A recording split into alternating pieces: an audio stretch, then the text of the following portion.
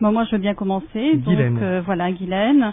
Moi, j'ai connu Sobi, donc je vais être brève. J'ai connu Sobi grâce à votre émission. Ça faisait à peu près 2 ans que j'écoutais votre émission et que j'attendais le moment propice pour trouver le thérapeute qui puisse trouver une solution à mon fils. J'ai un fils qui est migraineux, qui avait de grosses migraines et voilà, j'avais pas trouvé de thérapeute.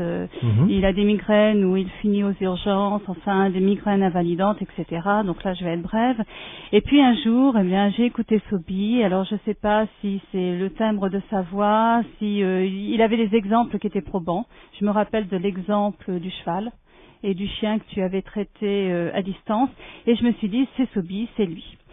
Donc j'ai pris rendez-vous, j'avais noté toutes les coordonnées, j'ai pris rendez-vous, j'ai rencontré Sobi avec mon fils. On a commencé à faire, c'était une hypnose en expansion de conscience, et donc il est remonté dans le temps pour retrouver le traumatisme de mon fils.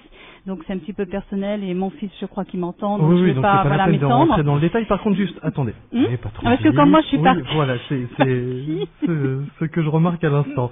Est-ce que déjà, auparavant, l'hypnose, c'était une terre que vous connaissiez ou pas? Pas du tout, absolument pas. D'accord. Et votre fils?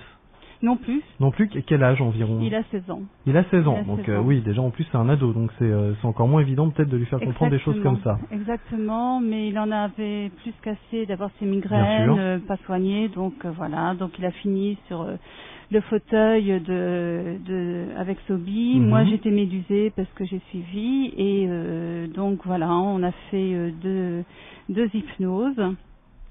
Et puis ça a réglé certains problèmes, mais les migraines étaient toujours là, donc c'est pas magique non plus, non, l'hypnose. non, faut le temps. Et donc Sobi m'a proposé un stage d'auto-hypnose pour pouvoir justement que mon fils puisse gérer lui-même ses migraines. Qu'il puisse gérer lui-même. Donc en fait, l'idée c'était de faire en sorte que votre fils gère un mal lui-même, et qu'il travaille sur quoi? Parce que les migraines, alors pour ce que j'en connais, c'est souvent dû à la circulation sanguine. Oui, c'est ce qu'on dit. C'est ce qu'on dit, mais souvent, voilà. Il y a quand même des migraines liées à des problèmes de circulation. C'était pourquoi? Pour qu'il gère son stress, qu'il gère un petit peu son énergie. C'était pour qu'il arrive, oui, certainement gérer son stress, mais tous les traitements médicamenteux n'ayant pas effet, je voulais vraiment voir autre chose, et donc qu'il puisse prendre conscience de son inconscient. Et là, on l'a appris. Pour moi, c'était quelque chose au départ un peu farfelu, des choses où on se dit ouais, c'est bien, mais voilà, je connais pas trop.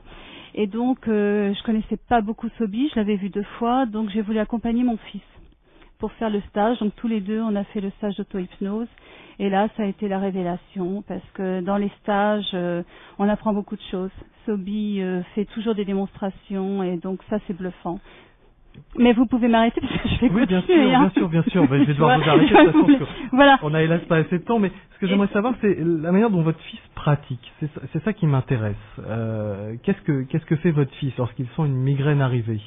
Alors, il est très secret pour ça, parce que c'est un peu maman, tu me laisses de côté et je vais gérer. Il fait un travail que Sobi nous apprend dans son auto-hypnose. Il travaille avec son inconscient. Il prend du recul, il se détend. Il associe des images, mais bon, je vais pas tout dire, mais voilà, il gère. Moi, je peux dire aussi également que je suis migraineuse. D'accord. Donc, de mon côté, je gère aussi avec mon inconscient. J'ai pris conscience de mon inconscient. Ça peut faire rire, mais je parle à mon inconscient. C'est des techniques qu'on a apprises. Qu'est-ce que ça change? Qu'est-ce que ça a changé par rapport à votre existence, justement, de prendre conscience peut-être d'un monde énergétique plus proche que prévu? Je suis beaucoup moins cartésienne, beaucoup moins pragmatique, beaucoup moins speed, parce que je travaille pour une grande société. C'est terrible auparavant. Parce que vous me trouvez déjà speed. Je prends beaucoup de recul par rapport aux événements de la vie, et surtout ce que Sobi nous enseigne, c'est think positif, pense positif. Et ça m'aide beaucoup, ça m'aide au quotidien, au niveau familial, au travail, et mon fils, ça l'aide également.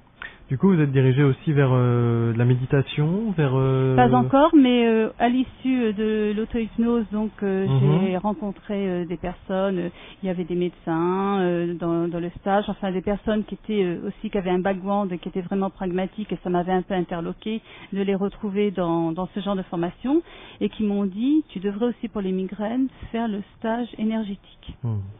Donc j'ai fait moi le stage énergétique. Mon fils n'a pas souhaité le faire parce qu'il a découvert qu'il avait certaines possibilités, je pense. Et voilà, mais plus tard, et quand il sera prêt, il le fera. Très bien. Et donc le stage énergétique, ça a été un pur bonheur. Merci beaucoup, Voilà, Guylaine, pour ce témoignage. Si vous voulez.